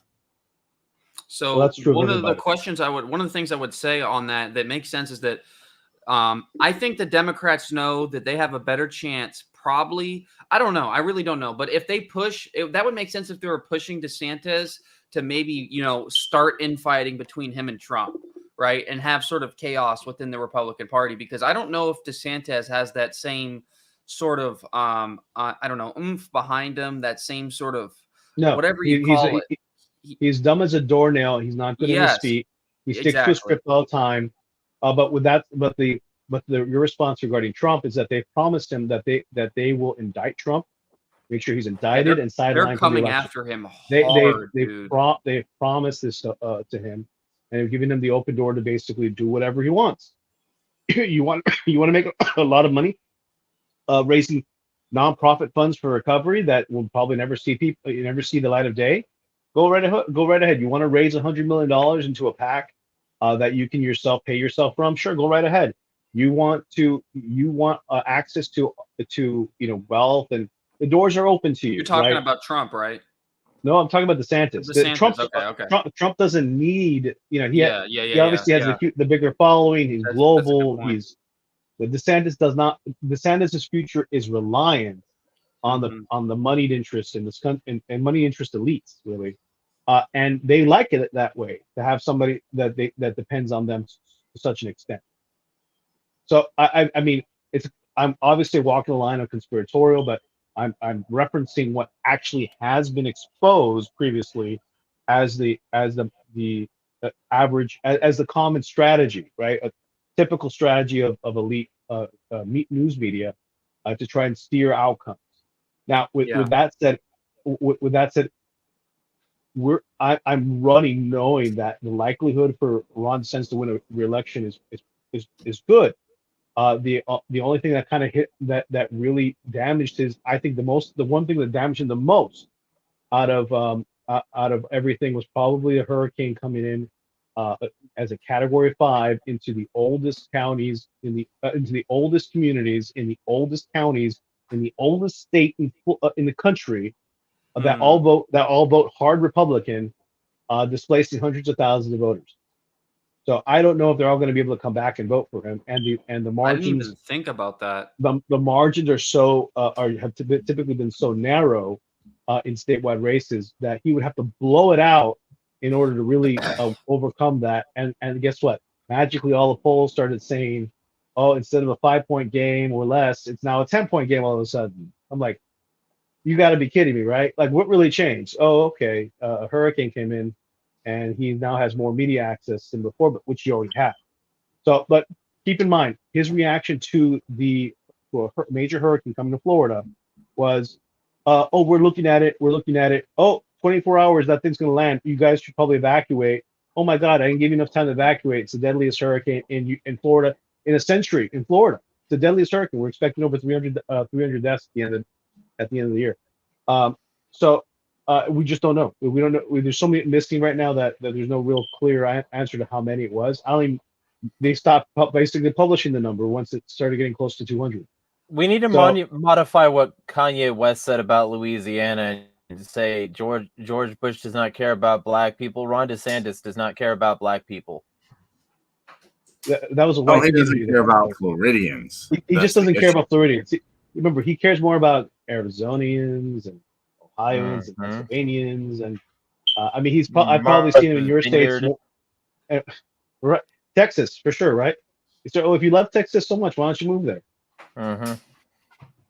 And also, one of the things that I saw a while ago was that he's one of the least wealthy governors in the country. I think he might be number one or number two for sure. The least as far as money goes. So he doesn't have a lot of money, and we don't actually know how much money he does have. It's more than his. Yeah. By the way, my net worth is more than it's like $50,000, I think, or something like low. I saw. I was like, that's insane. So yeah, he's definitely very open to special interest groups and corporations and PACs, without a doubt. And I'm sure they're up his ear. Without a doubt, I'm sure they're up his ear. Now, the question I would say is, do you think he's controlled opposition? Do you think that like Democrats have talked to him, and that like, do you think that he's just, does he believe what he's saying, or is he like a sort of a narcissistic liar? No. It's what I always wonder about these people. He's not a great actor, but he is trying to follow a script. So if I tell you is he being led like he is some type of actor? Yeah. I mean, it seems pretty obvious. It's really when he goes off the cuff, when they have to pull him from the end press conferences early because he says something stupid like we should shoot people on the streets who don't want to obey red flag orders. He said that? Yeah, I'll find you the. You got to pull that up, dude. He said that at a red flag. Also, he said he would fire cops who didn't suppress riots significantly enough. So basically, be police brutality guy, or you'll lose your job. And also, he fired that staffer, and this was one of the big ones, because he fired the staffer not for committing an action, but he actually fired this staffer for pre-crime, because the staffer said that she's not going to enforce his rules as far as, if I'm not mistaken, gender goes. It has something to do with gender ideology. She said something about gender ideology, and she disagrees with DeSantis' take and policy on that. But she didn't actually do anything. But because she said she would not follow the edicts, she got fired. She actually got fired for pre-crime. That's insane. Fired for pre-civil disobedience. Yeah, that was crazy. And it was like, you didn't even need to sit at the breakfast bar for people to be like, "You get off, get out." This is a anti-trans only table. Yeah, That's but crazy. that was crazy to me that conservatives didn't get more outrage. I think it was because, they were like, she was like breaking a rule. I'm like, no, she wasn't breaking a rule. She was threatening to break a rule. That's like me saying, I'm going to commit a murder. You can't arrest me for saying randomly, I'm going to commit a murder. We don't arrest, pre-crime. That goes against, English common law. That goes against American jurisprudence. That goes against all our civil liberties. Right. And he was like, I don't care. You said something I disagree with. You're fired. You're gone. Let's take away your pay. Well, I'm not sure about that particular example. The one that I think about when I hear that was something more recently that happened about 2 months ago, where he suspended and removed from office an elected. That's what I'm talking about. That's what I'm talking about. A state attorney. They'd just been elected to their second 4-year term, and they had signed one of these candidate pledge cards that they wouldn't enforce the 15-week abortion ban that Florida that's what it was. Okay, implemented. Yeah, that's exactly what I was talking about. Or another law that was, or a potential law that would ban, I guess, sex change operations for minors. Yeah, that's again, we don't have that law. We don't have that law in Florida, but we do have the abortion ban, 15-week abortion ban in Florida, but it's without exception for rape and incest. But it's held up in the courts, right? There's a estoppel by the court. The court doesn't want that. Is basically going to put has an injunction while they hear it in appeals. And regardless of these laws not being in effect, the Senate has decided to suspend this person. Yes. For basically not doing their job, even though they weren't required to do to enforcing those laws. One, for obvious reasons. One law didn't exist, and the other law was not even enforced. So there's a lawsuit that guy's suing right now. Yeah, thank you for clarifying that, because it was a couple months ago and I forgot all. So it was the guy was a Democrat. The guy is a Democrat. He is the state attorney or prosecutor for the area of Tampa, which is the 4th largest city in Florida, possibly maybe the 3rd actually. And but the point is that it's such an interference and basically not honoring an election, right? That he just said, I'm going to remove this person from office on a whim because I don't like him. And like you said, Daniel, it's arbitrary. And the the lawsuit that guy's pursuing is does he have that kind of arbitrary authority? I mean, he might have standing on that, because that seems so blatantly arbitrary without any sort of legal process behind it. He might. I mean, that just seems so overtly political. Like, I know, doesn't there have to be? Okay, isn't there some sort of like law on the books or some sort of code where, like, I just can't fire you for being like politically left. I can fire you for being a shitty employee. I can pretty much make up a lot of reasons, but I can't just fire you for being a Democrat. Like, isn't there some sort of protections for like politics and race and gender and all these sort of things? It seems like I don't know. I'm not sure about that, but so there is, by virtue of, not because there's a law that says so, but because the reasons for why you stipulate a removal from office are pretty clear, both in tradition and in the Constitution, right? You know, they're very you have to be either like suffer moral turpitude, you have to be you just bad at your job, or you're unwilling to do your job, right? I'm paraphrasing because the other words are like old Latin, right? Or basic Latin based. But that's basically what it comes down to. When you exceed your authority, and it's pretty obvious to everybody that you have, you know, does it really matter? I mean, that's where we're at. I'm actually going to check out the guy's name is Andrew Warren that got suspended. I'm gonna check him out and see if there was they tried to depose the guy. They tried to depose DeSantis. Oh, no wonder he was nervous at his last debate. I forgot about that. Well, that lawsuit continues on. So the last update I saw was that they had actually had the deposition date, and DeSantis didn't show up. So how surprising. Yeah, how surprising, right? He's going to delay until after the election, which is appropriate, right? If I was his attorney, I'd do the same, just like he did in my lawsuit. You know, they want to have resolve all these questions after the election when it doesn't mean as much. So I got to go here, but I do want to ask you one question, Hector, before I go. Okay, this is an important question for, I think, the people listening mainly. So obviously we talked about all the bad and negative stuff about DeSantis. Maybe there's some good, maybe there's some, some wheat to separate from the chaff and whatnot. Why should Floridians vote for you, or not vote for DeSantis? How about that? I'll say that, not vote for DeSantis, and let's say vote for you, like, instead of him. Sure. I have a clear approach to what I like to see happen in Florida. First, let me say why people, obviously, if you're even considering this question, it's because you've lost faith in Republicans and what they've done to the state.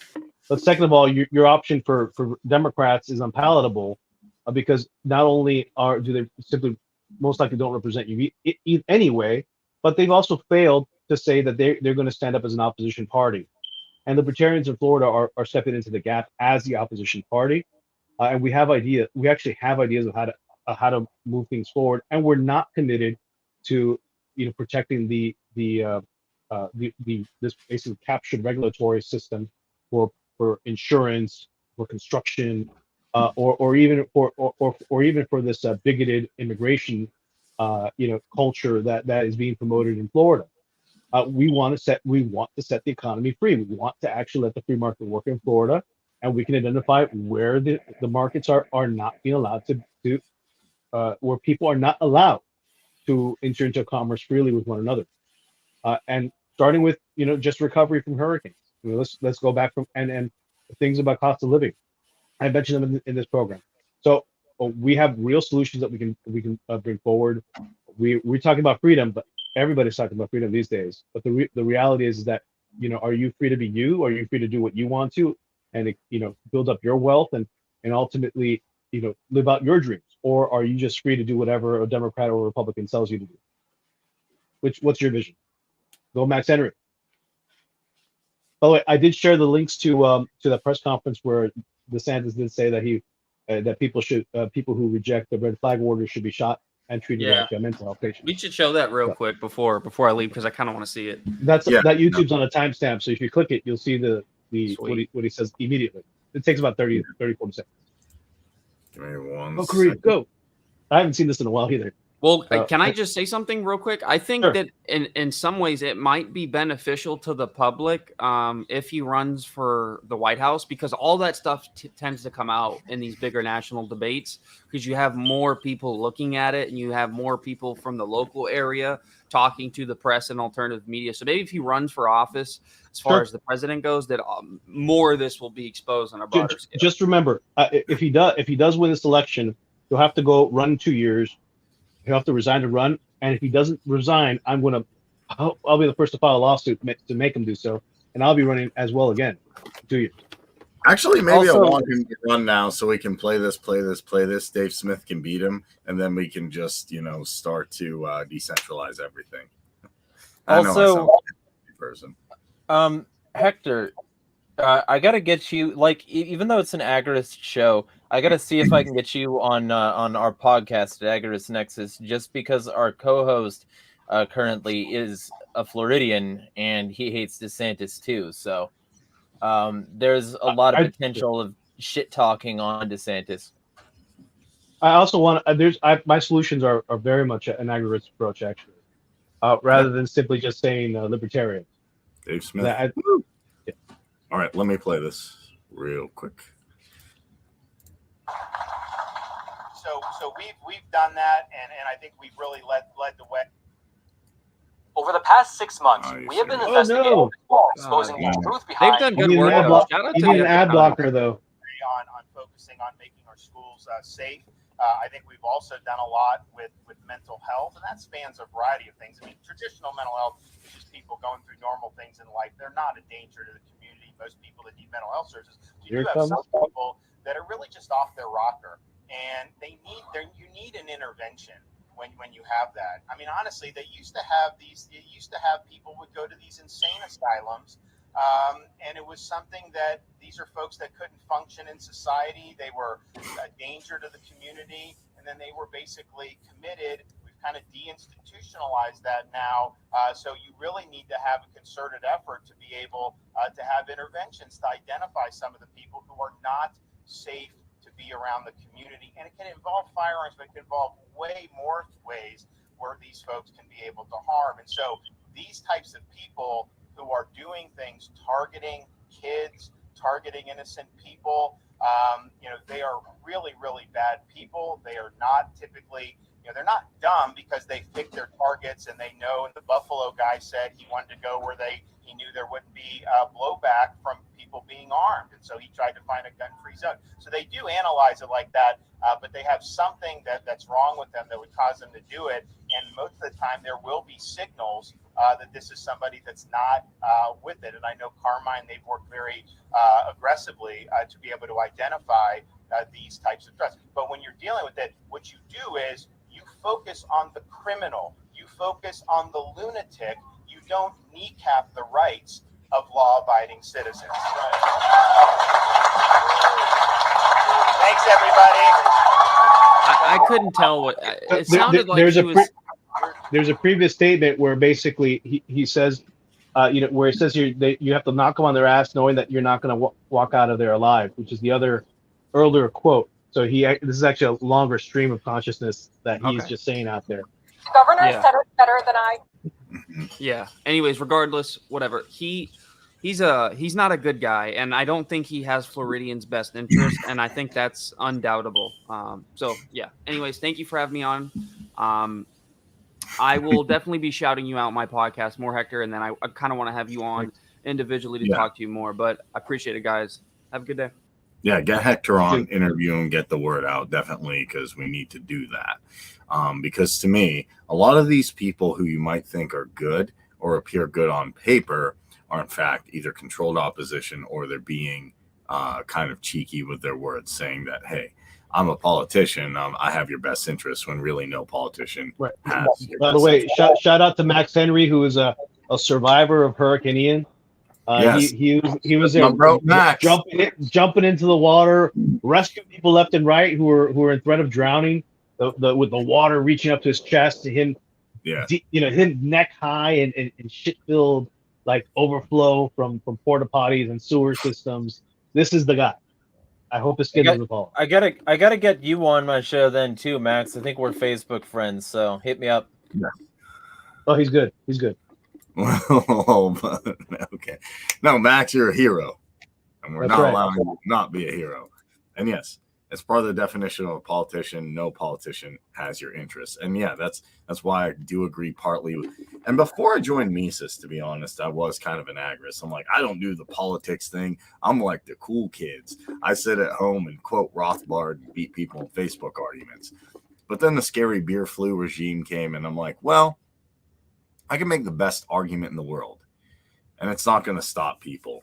I don't think the World Economic Forum is going to be like, wow, Kareem, you really did a good write-up, or yeah, I know Jeremiah's going to make fun of me, or you really broke down easy case, selective decentralization based on Dr. Leeson's analysis. Wow, that was good. I need to look into George Mason, even though, it's not perfect. They're not going to do that. They don't care. And they probably know this stuff. They know what they're doing is wrong. They're still going to do it. Yeah, the lockdowns radicalized me. Yeah, straight up. They didn't change my position of what I was. I'm still an ANCAP, but they said, hey, I do want to take some political action as well. You got to knock doors. You got to, get petitions filled. You got to the go out there. lockdown cemented what I was, which was bottom strip anarchist. I'm everything on the bottom strip. I'm okay with all of them as long as they're authentic anarchists. Like on the political compass, the bottom, like exactly 0% government people. And like the general vibe is that like the lockdowns just confirmed everything that I had already been saying, and also were a great example of and a good way to talk about the fact that we live under state capitalism, and that like everything is trending toward the same system of state capitalism that Mao told China they were going to have.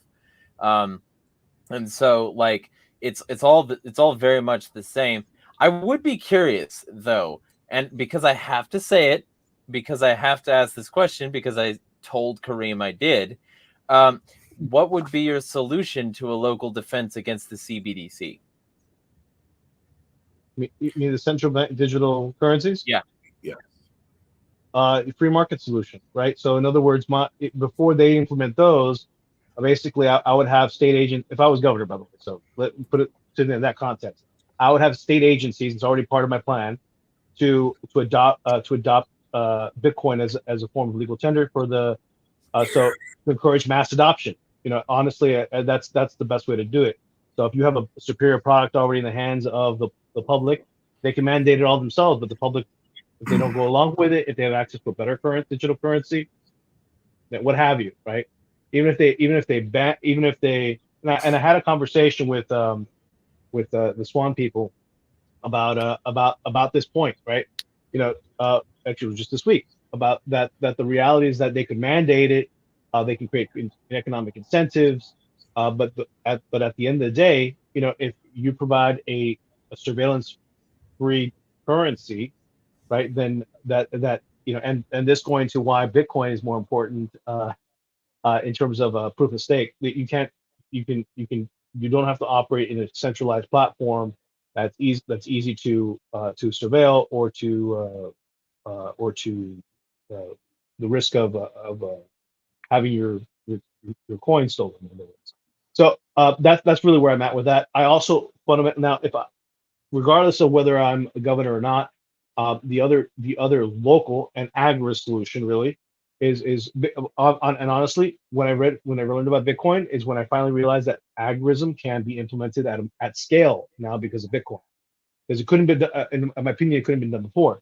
So in other words, you have to set up a network of operating businesses, produce the producer network. You reestablish the supply chain locally, and then you have consumers plug into it, and now you've created basically an underground economy that lives outside of the dollar and outside of government control. And eventually, we'll have what happened in the 80s and 70s and 80s in Eastern Europe, where it's just so much more efficient that when the walls came down, the underground economy simply replaced the communist control or command economy, and that's what we're going to have to happen. That's what's going to have to happen in our revolution. Our revolution is going to look like a replacement economy. We're going to get there. At this point, it's just numbers because we already have it. We have it. We already we don't even need the fact that we can opt out now and operate without without their legal tender, without their supply chain, without their supervision or tax or regulation means their system's already broken.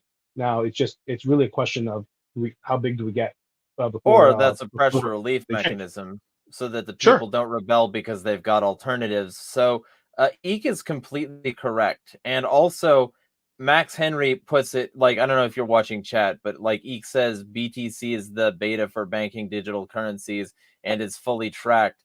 And also Max Henry, he says that put voting on the blockchain. Well, you'll be happy to know that the digital ID system they're building, which will be hooked up to CBDC, they're already planning on doing that. So I don't know how that's going to help. Remember, the US dollar right now is already a digital currency. So there's way more quantity of US dollar or Federal Reserve note in circulation on Right. digital ledgers than there are, way more, like 99 point something percent I'm talking about, right? Versus, actually, I think it was 2% was the amount in circulation, paper money, last I counted. But we've printed so much that I don't know, I haven't looked at it in a year or something. Could be a lot more. But that's the point, right? We're already in a digital currency. Most of us do transact with some type of chip-based close contact card. I don't carry as much cash as I used to back, if it was 10 years ago, so forth, right? So so it's not, again, everything you said is exclusive. They're not mutually exclusive of one another. Saying that if you can transact with other people in currencies that they accept that are not trackable, they're not centralized. Because the problem with BTC that somebody said is that if you're exchanging on centralized platforms, then of course your coin your expenses can be tracked. If you're not using, but there are procedures. It's getting more sophisticated and easier to trade in, anonymously, and peer to peer instead of simply on a centralized. Well, if you said XMR, that would be a lot more believable because XMR is encrypted by default, or Pirate Chain, which has ZK snarks built in, something like that. But BTC is already compromised. You have to use Wasabi to anonymize that at all, or Samurai. Right. Exactly. Yeah, but you can most still people do don't it. know how to do that. I exactly. So once the barrier for entry is reduced in terms of anonymity, it's better. But ultimately, what's even with all the surveillance that could be put on it, it's still a vast improvement. Like in other words, we choose a lot of commercial activities simply based on convenience, right? Not because of security. So we put cards in a gas pump, right? For those who still use gas in their cars. So and that's really one of the least safe options out there in the market. But the point being though is that it's the having access to a currency that is not being wildly manipulated in terms of value is or has a stable stable value. For the first time now we have a private source of storage of wealth like never before. That's the number one. The second thing is then really using is how you can use it. And it's those cats are going by too fast for me. So first off, let me just say I recently went over the FIDO Alliance's conference that they did, where Visa, MasterCard, Google, Microsoft, Yubico, and a bunch of biometrics alliances already went over how they're going to get Web3 hooked up to Web2 and how they're going to add things like that to the sort of surveillance infrastructure. And so ultimately, even that's compromised. And like, if they start to say that your state has to use CBDC, then the only way to buy these cryptocurrencies, unless you already had a stash prior to it, will be to use the CBDC, and then that transaction will be hooked up, like in terms of the blockchains, they will be hooked up to one another in terms of traceability. So, I mean, unless you're using your CBDC to buy XMR, like, or something like that, and then that would be considered a suspicious transaction, I would say that there needs to be some sort of shutoff or some sort of willingness to say no as a state to the federal currency entirely, not just to say that we're going to have BTC. Yeah, you can do that. I don't see why I don't see why you can't. You can deny, like you can deny now. Any state can actually choose to transact in any currency. It doesn't have to be U.S. dollars. Yeah.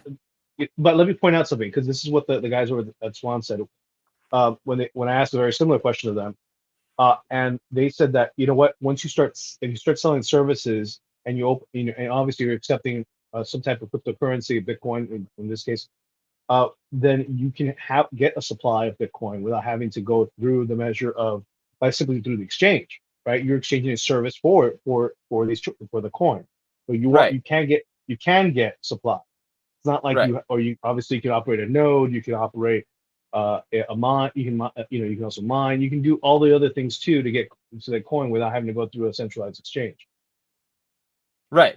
Yeah, the counter economy. And that's one of the great things about cryptocurrency as well, is that even like post-apocalypse, you can still use like mesh networks, laser information transmission, microwave and radio transmission, and all of that to create your own like sort of resilient network of crypto transactions to make sure that they're at least usable post-apocalypse, and then all you got to do is generate the power necessary to keep it afloat.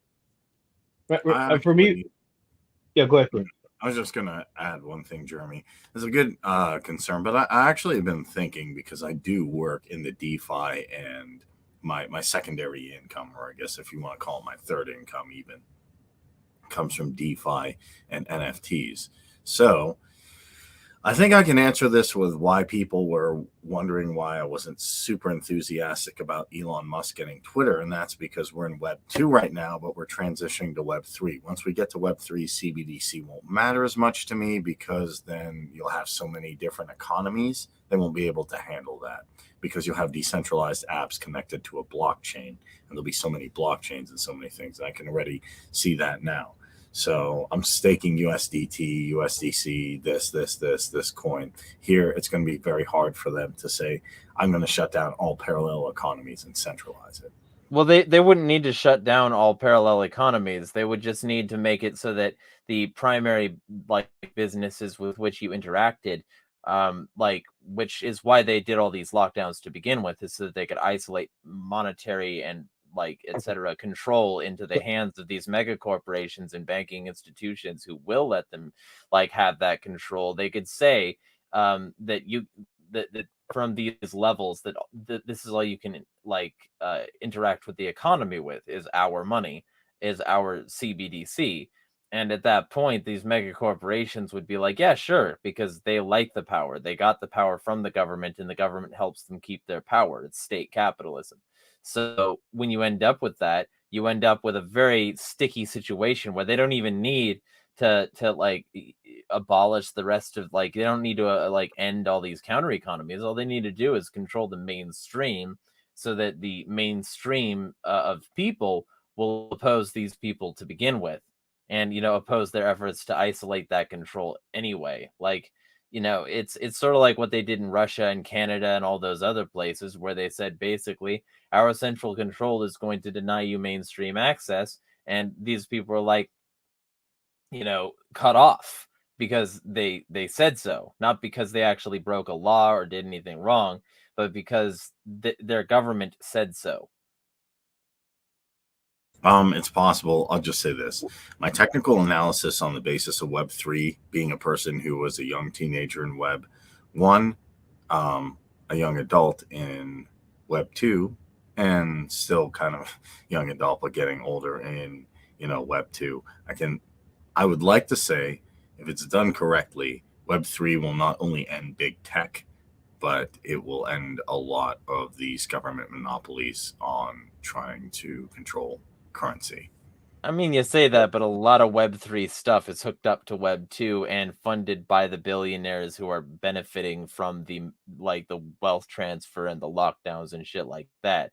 So when you end up with that, you end up with power isolation under the guise of decentralization, and it becomes the same thing. Like Gemini, for instance, and the Winklevoss twins getting like heavily into crypto so that they can get a huge amount of it and isolate their control. Or PayPal getting a bunch of people to buy cryptocurrency, but they weren't buying cryptocurrency. It was all custodial, meaning that they didn't have the keys, they didn't have their wallet access, and they didn't have any way to make anything happen unless, like, unless they just wanted to trade cryptos within the app, which means they didn't actually buy any crypto, and PayPal is essentially guilty of fraud.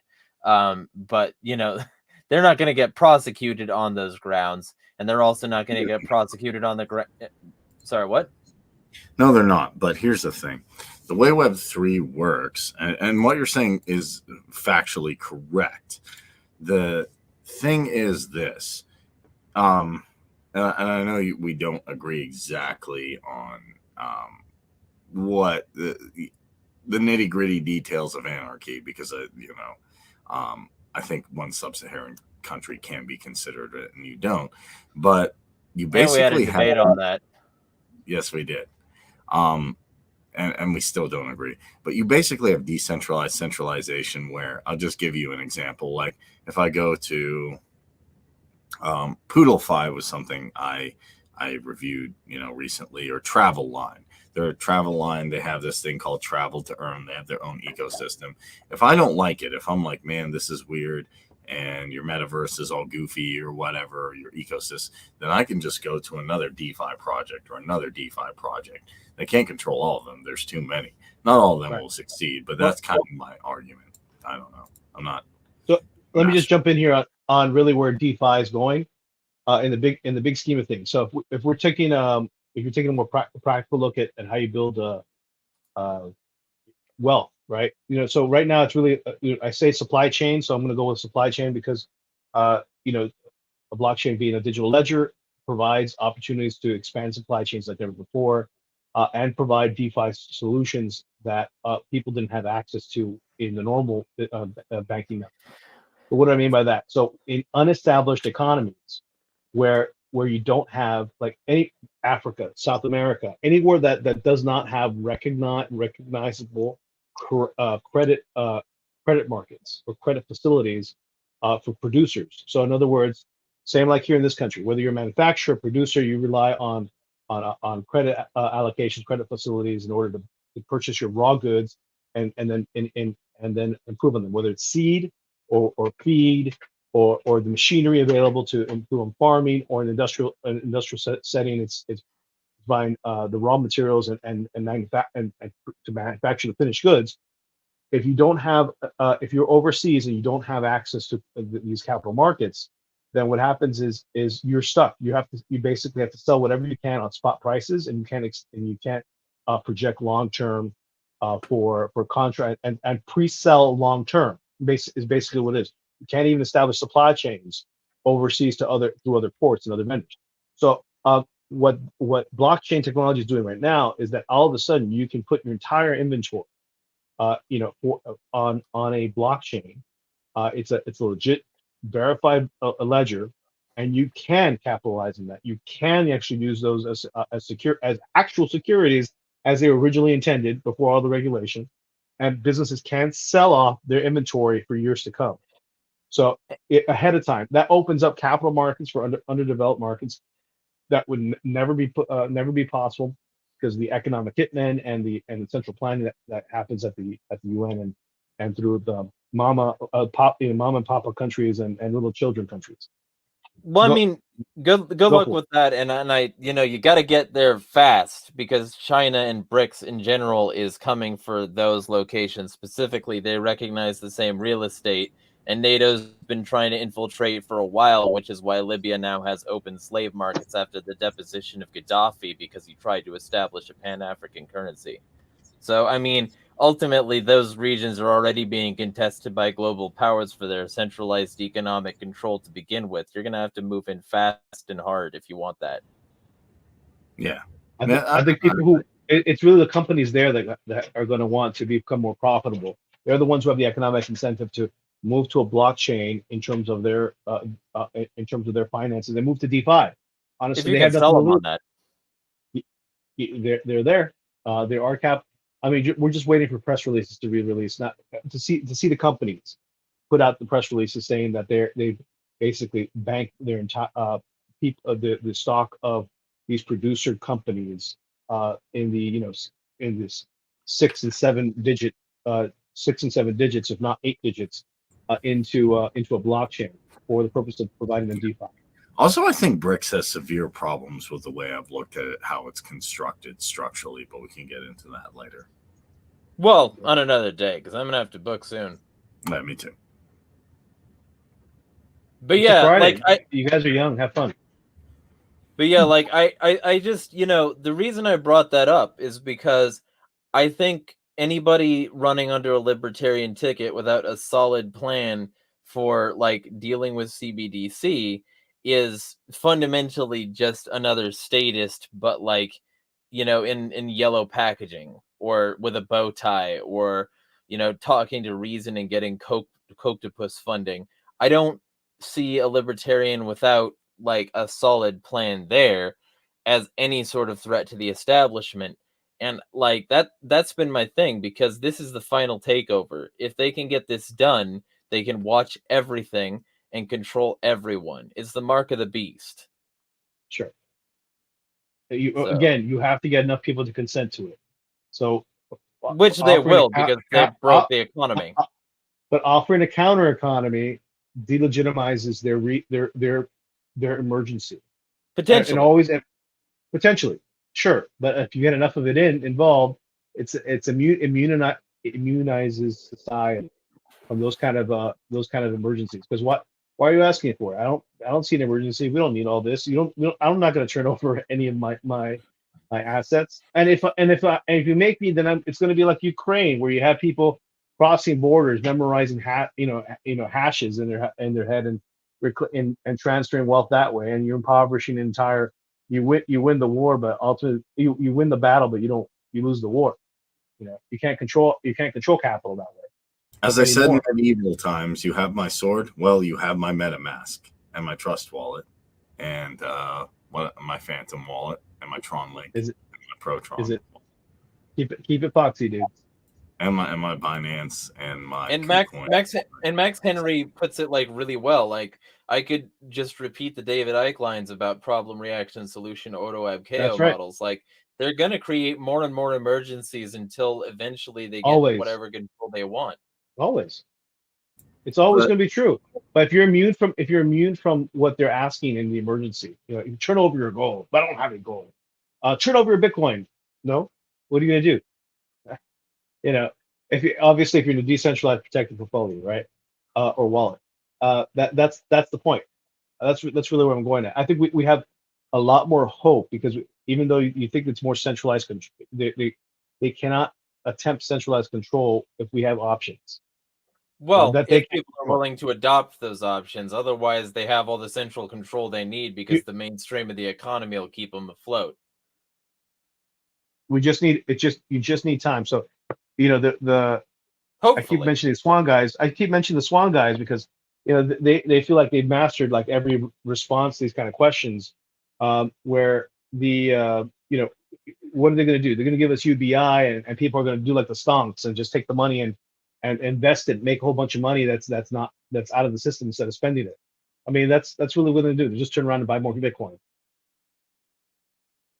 I mean, okay, but that's just going to drive the volatility of the market and cause spikes and crashes, making it not a stable currency. So that drives one of the linchpins out of your argument, at least your previous one. Well, remember the whole movements of volatility we're talking about are at a different level of magnitude in terms of the trading, especially when the last movements that caused the upheaval we saw a year ago. Yeah, the huge tank, in other words, that happened. Actually, it was the beginning of this year. Partially due to market manipulation by Elon Musk and his crony ass bitch ass friends. I hate all of them, and I hate people who like them. Yeah, it's something else. Dogecoin. Make me a bunch of money by spreading this meme around, and I'll rug pull at the end of the spike because I know exactly when that's coming because I have algorithms that monitor this shit better than any of you plebs. And once my money hits and I get enough money to offset the fact that I get a bunch of government funding so that my businesses can stay afloat and so that the government can continue to steal money from competing businesses and give it to me through regulatory credits. Once my businesses that I'm like having such a hard time successfully running that I'm telling my employees they have to work holidays. Once that happens, I'll still have my own personal buffer. Fuck all of you, and that's exactly what his space programs are too. They're just escape pods for the rich people and powerful that we can get out of the mess we made. Yeah, unless you believe Elon Musk is a time traveling human from the future. Yeah, but those people need to be kicked in front of trucks. All right. Here's honestly, I believe that like I can see good about that. I can see a lot of I like a lot of stuff he does as like funny entertainment. I do see a lot of bad stuff too with the transhuman stuff, and that's kind of where I stand. You don't like microchips in your head? Is that what's happening? I do not want Neuralink. Hey, I've actually it's heard not a microchip in your head. It's wires in your brain. The microchip is on the outside of your head. Actually, you know what? I found Neuralink, or according to Jason Burmis, who is a credited journalist, and then I'll end it here and talk about why Hector's running. But Jason Burmis actually took a look and said that DARPA created Neuralink and then gave it to him. I don't know if you can confirm that's true, Jeremy. Is that true? It's something I've heard, and it would not surprise me because it wouldn't surprise me either. Neuralink and Starlink are both government-funded and controlled projects, and B, they both support the surveillance state, and C, the WEF and all these Davos cunts, like, they literally asked whether or not you have a right to privacy in your own mind. And D, everything that is wireless was once wired. So if they can figure out how to get into your brain through wires, they can figure out how to get in through, like, remote devices. I'm not making any of this up. It sounds insane, but you know what? Y'all subscribe to Jeremiah Talks on YouTube or Insanity is Free on Odyssey, and you'll see more about this shit than you'll ever want to. And I've also got an article coming out on Elon Musk on Agris Nexus. So, okay, yeah, no, definitely take a look at that because sometimes as people ascribe to all these amazing things, and they're like, oh wow, Elon Musk is doing this, or DeSantis is doing this, or Trump's doing this. I'm like, okay, but look at all the bad stuff they're doing. Now, their opposition is just as bad, if not even worse. But that being said, let's see why Hector is running, because I have it up here, and I'm going to bring it up and read it. Oh, you have it up. Hey, Hector, you're doing something great for him. Yeah. All right. So I'm running for Florida governor. I am a libertarian because I believe that people, rather than politicians, are best equipped to make their decisions in pursuing their individual goals and dreams. While many politicians claim to be libertarian, and that's a lot of them, it's an anathema for any libertarian to pursue more political decision-making and more government control over the lives of others. Why am I running? I made a decision. I'm running for governor. The announcement that Congress is set to pass a national red flag law based on the Florida model passed and signed into law by our state government was the last straw. Now, arguably, red flag laws themselves are part of the long tradition of Jim Crow-style laws, which disproportionately affect minorities and punish political opponents. And I agree with Maj Toure, red flag laws are racist. There's no debate about that. They are. Under a red flag law, a person only has to be accused of wrongthink, as opposed to a crime to have their rights stripped away. To first confront their accuser and defend themselves. Most recently, the scary beer flu era. Federal bribing of hospitals to implement mandatory medical procedures that the establishment wants you to take on patients and employees, and to block outside doctors from treating patients the way they mutually agree to. There's clearly no restriction to unappetizing for Florida politicians to pursue for that federal bribe. At what point does the federal bribery of our state officials in exchange for our liberties end? Keep in mind that bribery is something they print out of thin air.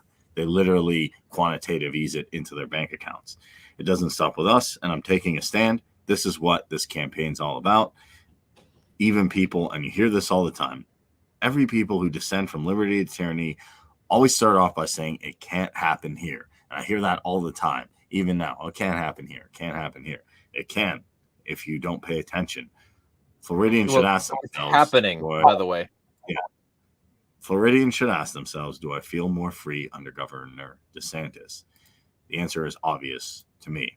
So that is the case for Hector. I think he's going to be doing amazing things on the campaign trail. And I think, honestly, DeSantis just doesn't want to do the job, and he is beholden to these big donors because of his net worth. And I will say that once Hector gets all the information out there, if that's what he can do, the next time as things keep rolling, he can really, really make an impact. And if Dave Smith ever sees this and says, why would you run somebody against DeSantis? I think we made enough case, not only why, but all the reasons that Hector could do a better job. By the way, I don't give Dave Smith or Tom Woods any shit about supporting DeSantis. I do. They came out with those decisions. Hold on. They came out with those decisions last year. Last year because their focus was, well, we do want somebody who will fight the COVID regime, at least in verbally, right? And he had the greatest platform of doing that. I respected that. But then lo and behold, it comes this year and you see all the shit that's happened. And I say, well, it's a year from now, and was it worth it? Is it worth it? And no, it's not worth it to remain idly by and under that reasoning and not run a candidate to challenge the omnipotent states, in other words. Because that's really what we have under Ron DeSantis, who would be king of Florida or the United States. Yeah. And even someone would ask, the only governor I know that didn't lock down is North Dakota, Kristi Noem. But with all of Kristi Noem's positions, I do feel she has neocon leanings. She's not good on the drug war at all. And to me, she does support a medical procedure that the establishment wants you to take. I'm getting that from Luke Radowski. It's a safe way. You can talk about anything on YouTube. You just have to adjust semantics appropriately. So that being said, those three things are enough for me to say, if there's a libertarian who's hardcore in North Dakota, I would support them as well. Just like I'm supporting Hector here, and I'm really excited to see Hector's campaign and what he's going to do, because he's going to wake up a lot of people in Florida to really say, hey, it can be the freest state in the union, and it can be one of the best states in the union, but people have to be aware of these things. That being said, I still think New Hampshire is doing amazing things with the Free State Project. And I do agree, even though not from Cato, just from talking to people, that New Hampshire is currently the freest state in the world. And maybe one of the freest places in the world. Jerry Kaufman is my homeboy. Yeah. Best buds. All right. Anything else we got? All right, everyone. I wanted to read that quote that we were trying to listen to from DeSantis's press conference. It literally reads, I'll just read this. If this is in terms of gun safety from the nuts. If you're one of these nut jobs, just know if you try that is going to like schools or shoot them up, you're going to end up on your ass, and it's not going to end up pretty, and you're not going to walk out of there alive. And that's his response to anybody who even threatens a gun-free zone. So whether they're armed or not, by the way. So that's what the expression was. It's more bloviating than anything else. And I want people to realize that I've spent the last year looking at this, and the way Ron DeSantis has changed over time. Because I've met the guy a couple of times actually. So back in Congress, he was the fair tax guy.